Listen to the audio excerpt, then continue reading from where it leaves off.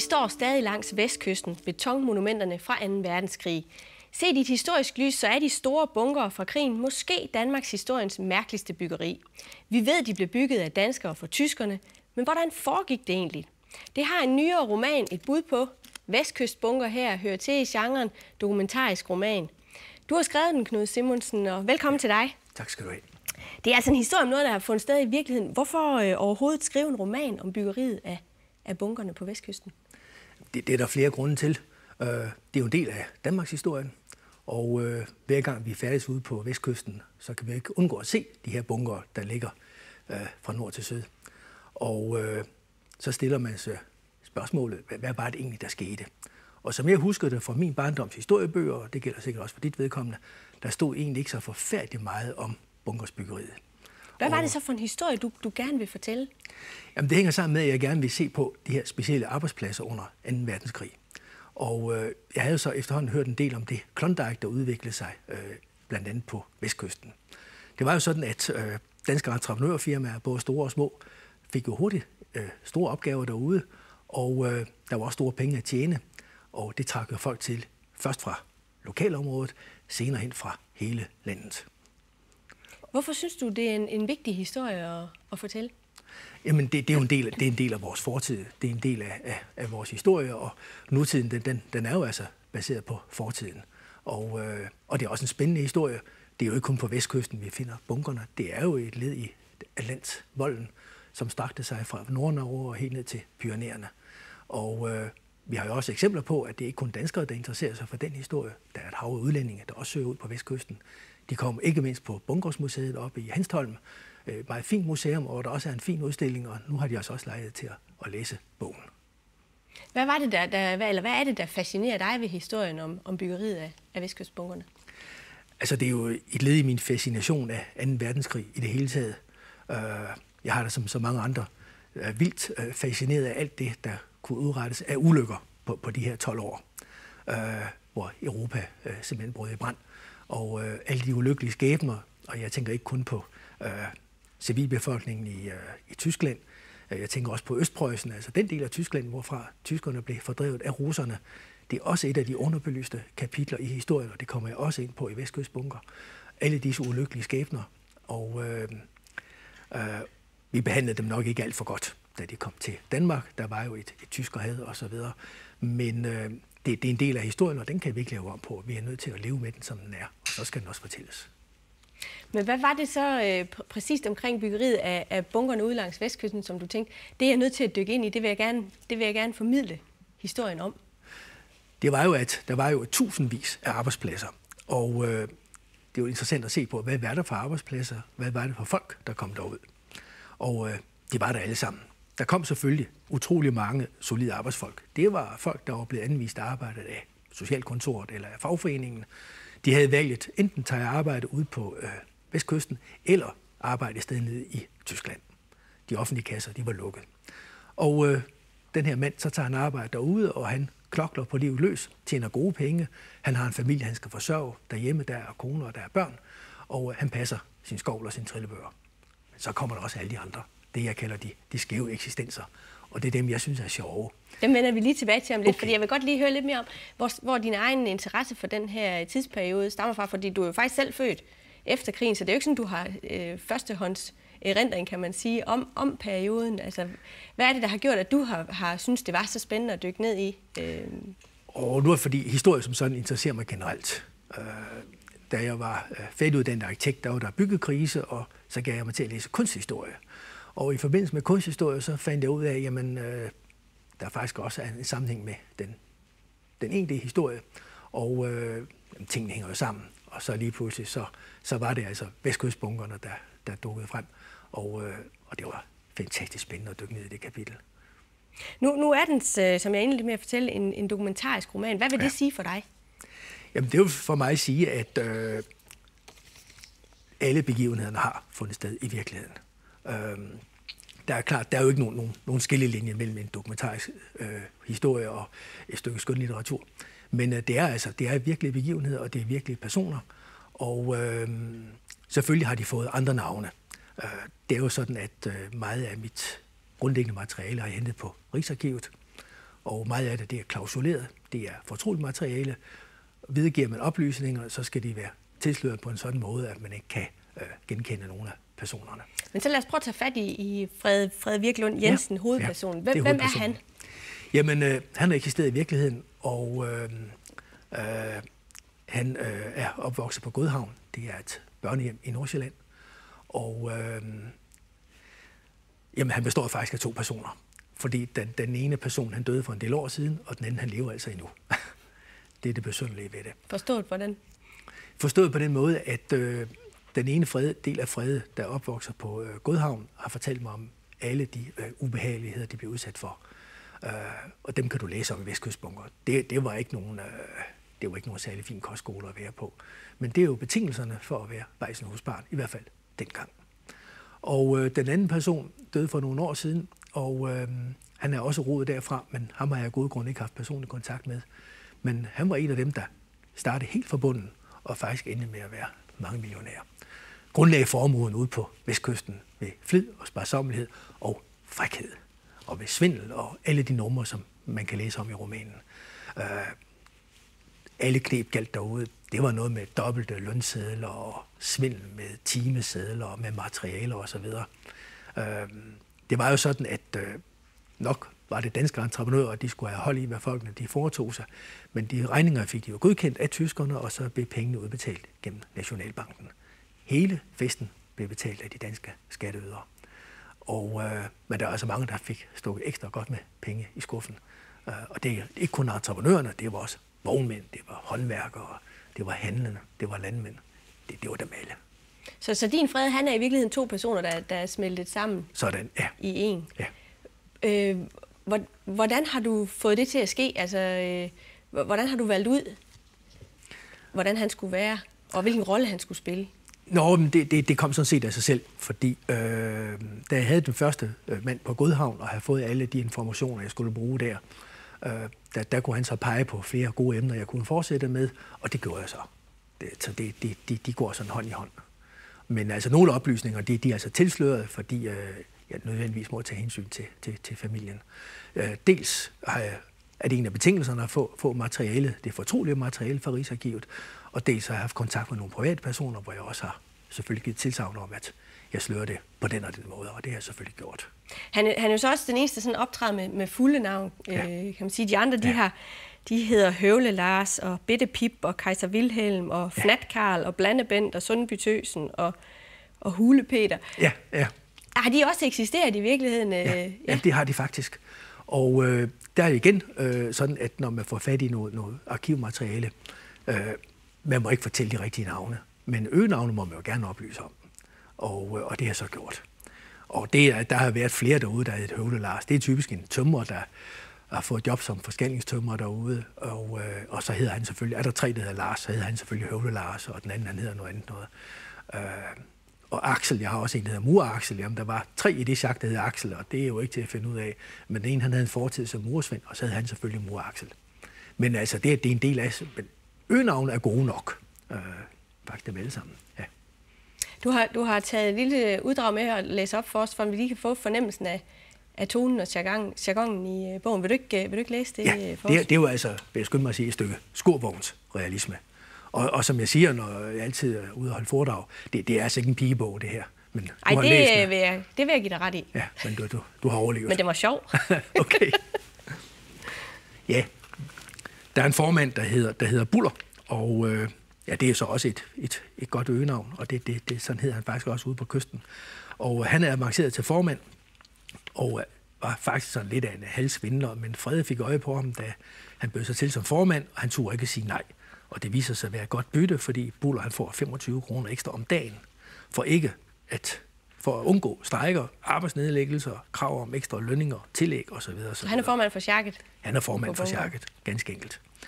Og forholdet er jo det, at der kommer jo mange folk ud på Vestkysten. Der kommer mange københavnere, og man påstod på et tidspunkt, at de københavnske socialkontorer simpelthen havde tømt revl og krat og sendt til Vestjylland, så havde de fred for dem i et stykke tid. Og københavnere var ikke populære af flere grunde. De taler jo et andet sprog. Det er jo københavnersprog, der er langt fra København til Vestjylland. Og nogle af dem er ikke stabile, de er på flasken, og de er ikke vant til at passe et arbejde, ikke ret længe ad gangen. Og så siger Buller til Frede, der er entreprenøren: jeg vil ikke have flere af de skide københavnere. De kan fandme ikke se forskel på en skovl og en skidespand. De har ikke skabt begreber om at arbejde. Buller skælder ud på københavnere, der efter hans opfattelse er direkte arbejdssky og burde udvises af landet. Johan giver ham ret. I akkord med en københavner, så heller marker med en mand i en rullestol. En af de nye er en mand omkring de 40. Han er langt fra den bedste betonarbejder. Det er tydeligt, at han ikke er vant til fysisk arbejde. Over madpakkerne har mændene prikket til ham. De vil gerne vide, hvad han har foretaget sig før i tiden.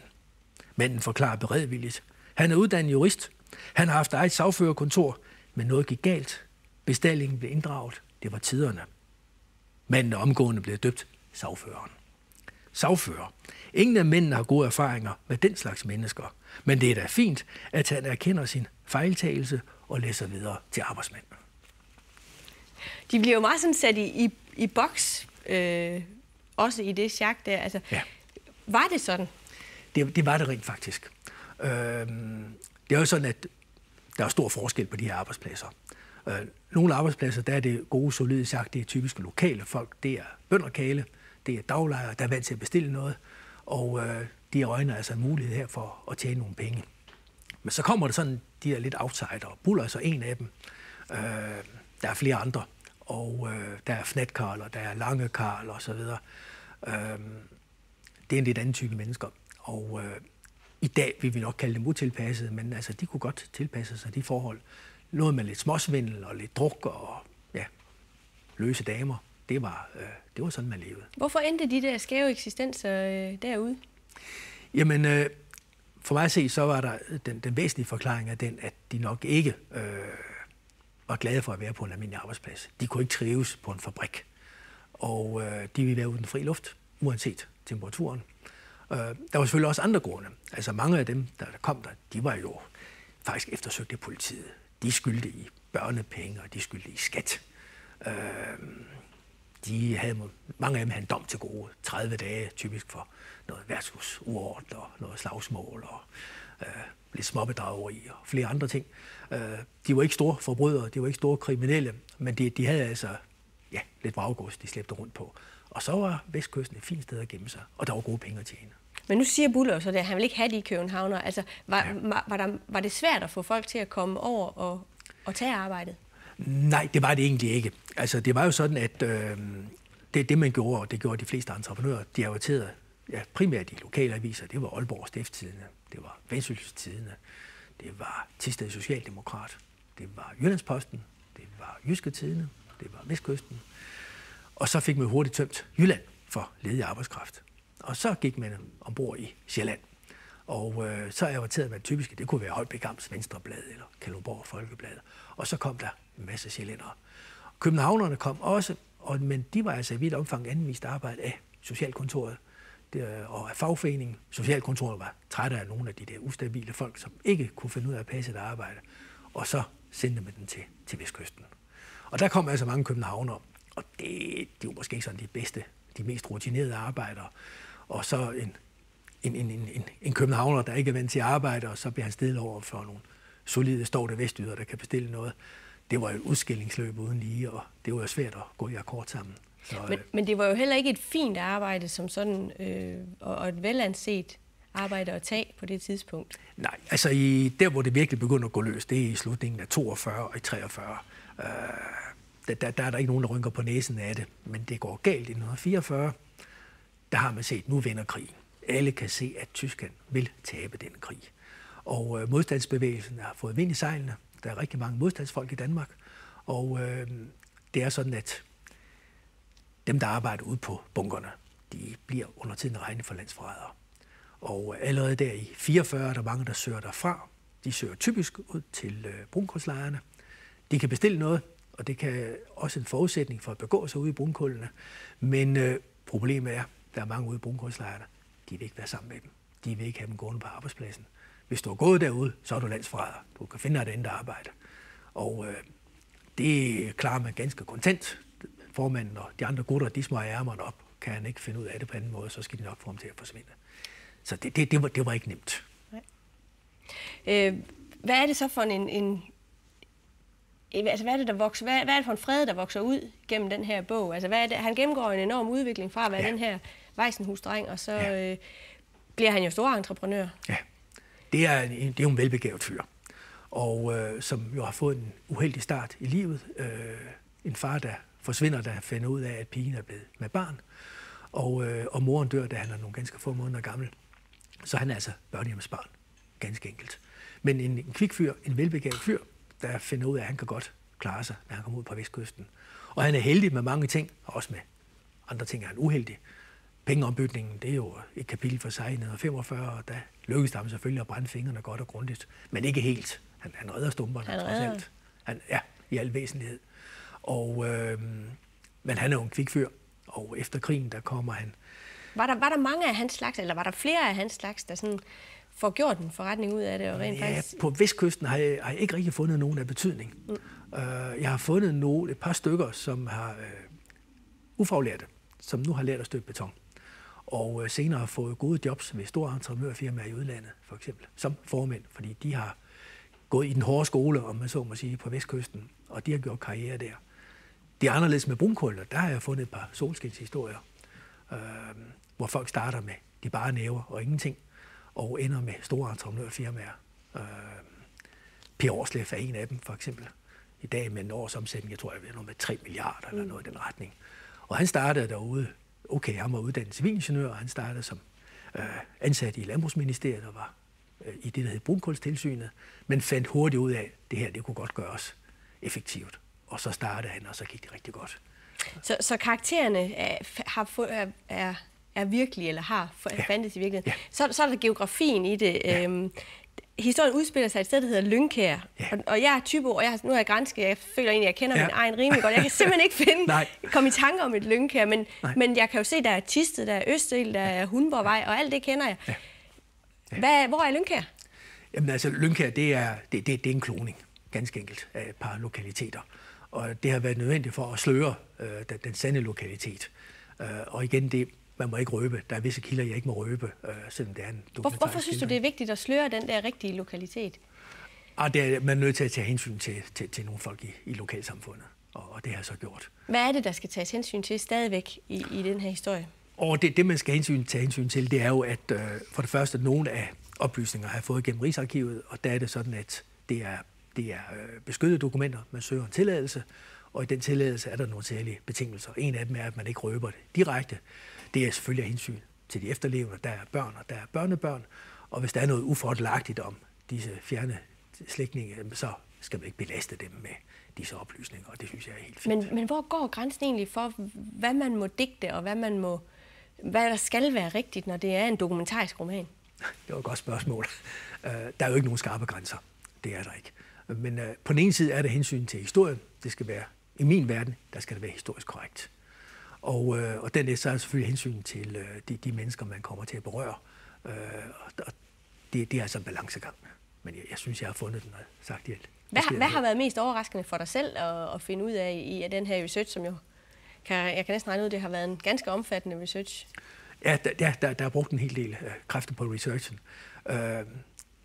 Det, jeg synes, der har været det sjoveste, det er faktisk at finde ud af alle de skæve eksistenser, som i den grad har kunnet trives ude på Vestkysten. De har ikke kunnet trives andre steder. Det gik fint derude.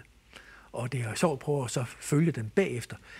De har ikke kunnet finde andre muligheder for beskæftigelse, ikke i samme omfang, og ikke med de samme penge. Nogle af dem har. Der er Johan Skikkelsen, ham følger man, det vender vi tilbage til i en senere roman, der klarer sig vældig godt. Men det er jo altså et kapitel for sig. Og det, der også har været interessant at følge, det er de tyske flygtninge. Nogle af dem knyttede jo faktisk varige venskaber med danskere, og enkelte blev i landet. Et kapitel, der er fuldstændig underbelyst i historien, det er de tyske flygtningekvinder, der fik børn med danske fædre. Så vidt vi ved, så er det 700-800 stykker, der er registreret. Vi har altid talt meget om danske kvinder, der fik børn med tyske soldater, og det har der været. Det har været stort på styr. Den anden retning, det har man faktisk slet ikke koncentreret sig om. Men det er også et underbelyst kapitel i historien, og det overraskede mig noget, må jeg indrømme. Hvilke udfordringer har det givet dig, at den skulle være dokumentarisk?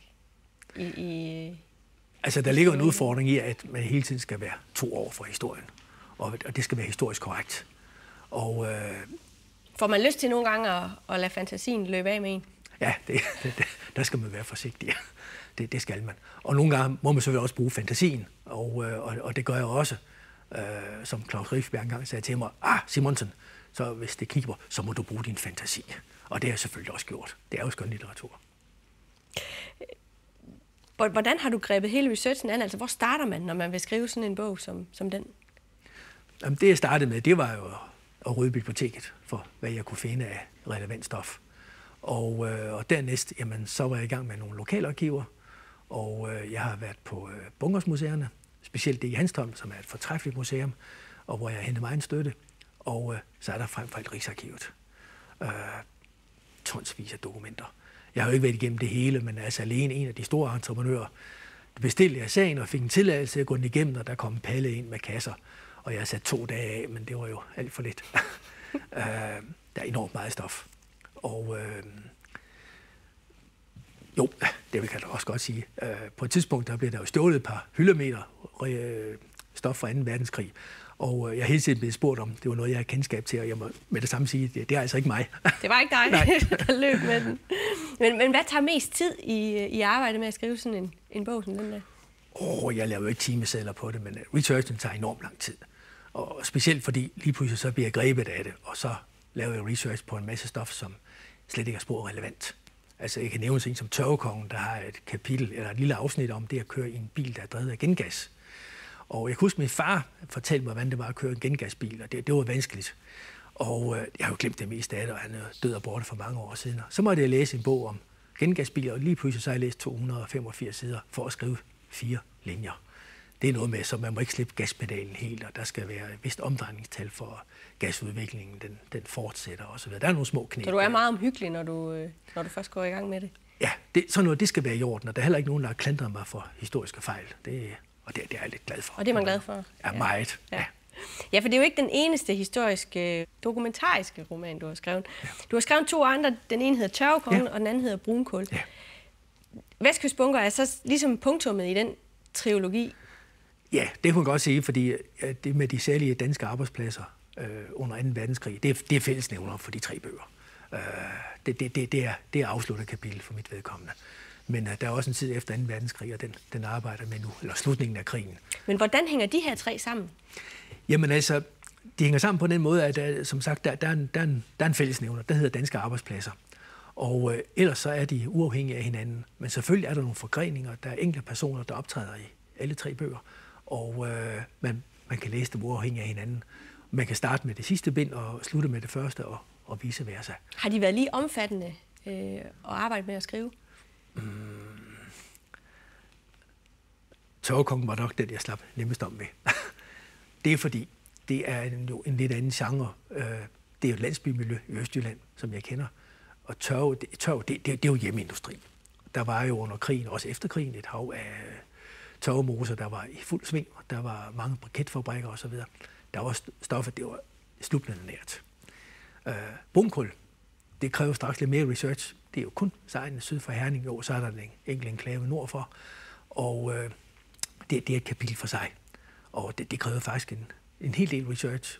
Og det, jeg nok har brugt mest tid på, det er nok Vestkystbunker. Men fordi der var jeg i den grad tvunget til at gå på arkiverne. Men Brunkul, det er jo en helt anden slags, ja, dels en helt anden slags arbejde, men også en anden status, de mennesker, som arbejder i brunkulslejrene havde. Hvordan har det været at ligesom skulle formidle så 2 forskellige? Der var dem, der blev antaget som landsforrædere, og så var der dem, der var nærmest landshelte. Ja. Altså det specielle ved det, hvis vi tager brunkullene, der er det sådan, at brunkulsarbejderne var jo uleset alle steder, uden for Søby og Fasterholt og hvor det ellers var. Butikkerne i Herning brød sig ikke specielt om, at brunkulsarbejdere kom, men så ned på brunkulsarbejdere. Og det har alle dage undret mig, for de gjorde en fantastisk indsats. De levede under kummerlige forhold, og de knoklede. De holdt Danmark kørende under 2. verdenskrig. Det er takket være brunkulsarbejdere, at man havde færgerne kunne sejle, at togene kunne køre, at der var varme på alderdomshjem og sygehuse osv. Men man kan jo næsten også sige, at dem, der valgte at tage til Vestkysten, brødfødte familierne under 2. verdenskrig. Det gjorde de, fordi ellers så var de blevet anvist arbejde nede i Tyskland, typisk på en ammunitionsfabrik. Hvorfor tror du så, der har været den store forskel? Det er i vidt omfang følelsesbetonet. Fordi da vi når hen i 44, og selvfølgelig navnlig 45 og befrielsen, der raser man over alt, hvad der er tysk.